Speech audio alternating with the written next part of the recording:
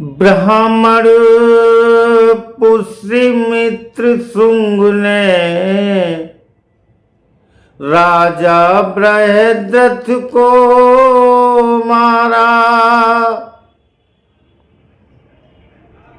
राजा बृहद्रथ धोखा खा गए।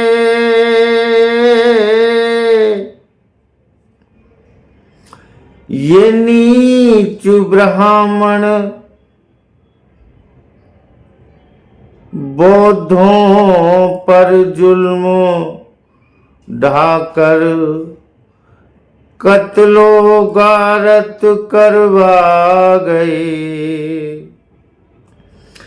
ये सच है कि ये जख्म कभी भरेगा नहीं, चाह कर भी दलित अब किसी पर विश्वास करेगा नहीं। हाँ ये सच है, हाँ ये सच है कि ये दुनिया बेगानी सी लगती है। मुंशी प्रेमचंद्र की शूद्रा की कहानी सी लगती है। जख्म गहरा है, ताजा है, असहनीय है, फिर भी लोगों को तो मेरी चोट भी पुरानी सी लगती है।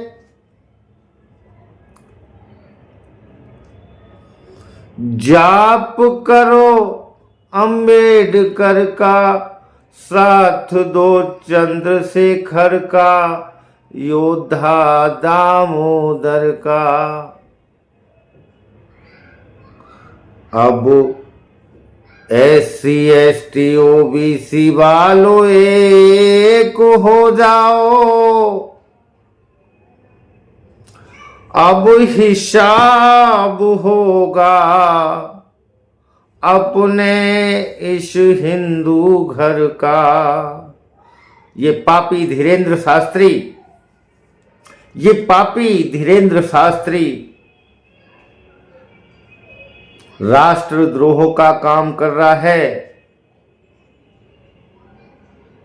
राष्ट्रद्रोह का काम कर रहा है। ये संविधान के खिलाफ दिल्ली के छतरपुर से वृंदावन तक इतनी लंबी यात्रा निकाल रहा है और इस बात को लेकर कि ये देश, ये भारत देश, ये हमारी तुम्हारी जन्मभूमि भारत मां, बाबा साहब का भारत, दैट इज इंडिया, इसको ये पापी हिंदू राष्ट्र बनाएगा। बाबा साहब ने ये अभिकल्पना 1956 में ही व्यक्त कर दी थी कि हे मेरे शोषित वंचित लोगों, ये RSS वाले इस देश को हिंदू राष्ट्र बनाने की कोशिश करेंगे, लेकिन किसी भी हालत में इस देश को हिंदू राष्ट्र नहीं बनने देना है। इस पर UAPA लगना चाहिए, अनलॉफुल एक्टिविटी प्रिवेंशन एक्ट, जिसमें आजीवन कारावास, जमानत भी नहीं होनी चाहिए इसकी।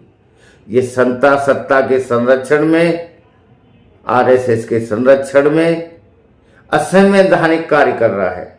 अगर ये कोई कार्य सिख करता कि मुझे खालसा राष्ट्र चाहिए, कोई बहुजन करता कि मुझे बौद्ध राष्ट्र, बहुजन राष्ट्र चाहिए, कोई मुस्लिम कहता कि मुझे इस्लाम राष्ट्र चाहिए, 10 मिनट में गिरफ्तारी कर ली जाती, कभी जमानत भी नहीं होती। ये होती है सत्ता की ताकत। अगर राजा नैतिक नहीं है, राजा ईमानदार नहीं है, राजा सत्य बोलने वाला नहीं है, राजा पापी है, तो पूरा राष्ट्र ही पापी बन जाता है। राजा का किया धरा पूरा देश भुगतता है। लोगों, इस देश को बचाओ। हम किसी भी हालत में हिंदू राष्ट्र नहीं बनने देंगे। आज एक दिन पहले ही एक बाबा को, पापी को, जो आजीवन कारावास की सजा भुगत रहा है, आसाराम, वो जेल से बाहर आ गया है, जेल से बाहर आ गया है। बिल्कुल अनर्थ हो रहा है इस देश के अंदर। ऐसे पापियों को महिमा मंडित किया जा रहा है। ये धीरेन्द्र कृष्ण शास्त्री उर्फ भागेश्वर बाबा, अनपढ़ गंवार जाहिल, दो पैसे की अकल नहीं, ये दौलत का खेल खेल रहा है। आश्रम से लड़कियां गायब हो रही हैं, जमीनों पे कब्जा किया जा रहा है, तमाम तरह की अनलॉफुल एक्टिविटी होती हैं। जरा से चंद दिनों में अरबों खरबों पति बन गया, महंगी गाड़ी, महंगा विमान से चलना, अरबों खरबों की संपत्तियां, ये कैसे चलेगा देश? हमें इससे बचना है। और बहुजनों, आपको कसम है इस बात की कि हमें जीवन और मरण ये दोनों सत्य हैं। अगर जीवन मिला है तो मौत निश्चित है, आनी है। हमें बाबा साहब की संविधान को हमें आंच नहीं आने देनी है, नहीं तो वही गले में हांडी, स्त्रियों को स्तन ढकने के लिए भी कपड़ा नहीं मिलेगा, वही लात घूसे, वही नरक की जिंदगी। अब वो इतना नहीं बख्शेंगे, अब मार काट दिए जाएंगे, ऐसा दिखता है। जब संविधान लागू होने के बावजूद भी ये देश धर्मनिरपेक्ष है, किसी एक देश का, किसी एक धर्म का नहीं है। हर धर्म को यहाँ पूरी स्वतंत्रता है अपनी बात कहने की, अपनी पूजा पद्धति अपनाने की, अपनी साधना की। लेकिन मुस्लिमों को, ईसाइयों को, दलितों को, अल्पसंख्यकों को पूरी तरह त्रस्त किया जा रहा है, शोषित किया जा रहा है। जगह जगह से हत्याओं की खबरें आती हैं, बलात्कार आम है, बहन बेटियों की इज्जत सुरक्षित नहीं। किसी भी कीमत में एक मनवादी बर्दाश्त नहीं करेगा। आप किसी शहर में एक ठेली भी लगा लें, एक खाना भी लगा लें, एक चाय की ठेली भी लगा लें, आप कोई होटल खोल लें, आप नहीं हो सकता। हम हैंड टू माउथ यानी बिल्कुल मजबूर हैं। तो हमें किसी भी हालत में इस देश को हिंदू राष्ट्र नहीं बनने देना है। हम लड़ेंगे और अंत तक लड़कर मरेंगे, ये निश्चित है। उन्नाव में एक बुजुर्ग इंसान थे, पासवान, दलित, मंदिर पे बैठे थे, बीमार इंसान, उनके पेशाब निकल गई, उन पेशाब चटवाई गई। एक यादव लड़का जो कथा सुनकर आ रहा था, कुत्ता भौंका, कुत्ते को उसने गाली दे दी। ब्राह्मणों ने 12-13 साल के लड़के की हत्या कर दी। एक अभी हिमाचल में एक लड़का दुकान पर सामान लेने गया, दुकान बंद थी, वो घर पर पहुंच गया, दरवाजे के अंदर बस घुस गया। ब्राह्मण ने उसकी हत्या कर दी कि तू दरवाजे के अंदर कैसे घुस गया, तू नीच, तेरी इतनी हिम्मत, तू यहाँ हमारे यानी हमारा घर अछूत हो गया। आज भी संविधान लागू होने के बाद भी बहुत ही ज़्यादा अत्याचार है, ब्राह्मणवाद का, मनुवाद का, पाखंड का। और ऐसे ढोंगी, अंधेरे, लूड़े, लंगड़े सारे लाल गेरुए कपड़े पहन के आ जाते हैं और बहुत बड़े विज्ञाता और बहुत बड़े ज्ञानी बन जाते हैं। अभी एक विश्वविद्यालय का कुलपति, जिस पे विदेशियां गाड़ी रहती थी, उसने सैकड़ों लड़कियों का बलात्कार किया केवल इस बात को कि तेरे अच्छे नंबर आ जाएंगे।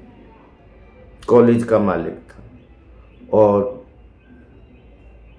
ब्राह्मण था और बाबा था और बहुत बड़ा बाबा था। तो ये बाबा है, ये संत है। संत कभी व्यापारी होता है? ये तो खून के व्यापारी हैं, ये तो इज्जत के, आबरू के व्यापारी हैं, ये धन दौलत के पुजारी हैं। इनको किसी भी तरह ब्राह्मणवाद को ठेलना होगा, पैरों से रगड़ना होगा। मेरे यादवों, जाटवों, गुजरों, चमारों, शूद्रों, पासवानों, राजभरों, मल्लाहों, तेली, तमोली, कुम्हार, मलार, कोई भी हो, ये सब आप एक हो जाओ, मुट्ठी बंद कर लो और स्वाभिमान की लड़ाई लड़ो। हम 85% से ज़्यादा हैं। हम अपना हक लेके रहेंगे। ये देश हमारा है और हमारा पुनः बन जाएगा। भाई चंद्रशेखर आज़ाद का, भीम आर्मी का, आज़ाद समाज पार्टी का इतना साथ दो। इस बार 2027 में चंद्रशेखर आज़ाद को उत्तर प्रदेश का मुख्यमंत्री बनाना है और 2029 में इस देश का प्रधानमंत्री बनना है। आप सभी को मेरा जय भीम, नमो बुद्धाय। और उस भागेश्वर बाबा के इतनी नाक में दम कर दो, सरकार आने पे तो उसका इलाज हो जाएगा, मुझे मालूम है। लेकिन मान्यवर काशीराम कहते थे कि जो काम है बैलेट से हम राजनीति के सारे पद ले लेंगे, सीएम पीएम बन जाएंगे। लेकिन अगर जनता को बैलेट के साथ साथ बुलेट की तैयारी रखनी पड़े तो बुलेट की तैयारी रखो। बुलेट का मतलब गोली, बंदूक, उसकी तैयारी रखो। हम संवैधानिक लोग हैं। ऐसा नहीं है कि किसी पे गोली चलानी है, लेकिन अपनी सुरक्षा के लिए जब अपने प्राण जा रहे हों तो गोली नहीं, हजारों लाखों को मारो। प्राण रक्षा हेतु की गई हिंसा वो अहिंसा से ज्यादा बड़ी होती है। जय भीम, नमो बुद्धाय। जय अंबेडकर, अंबेडकर हर घर। जय सावित्रीबाई फुले, जय ज्योतिबा फुले, जय बिरसा मुंडा, जय मान्यवर काशीराम, जय कबीर, जय रैदासा। जय भीम, नमो बुद्धाय।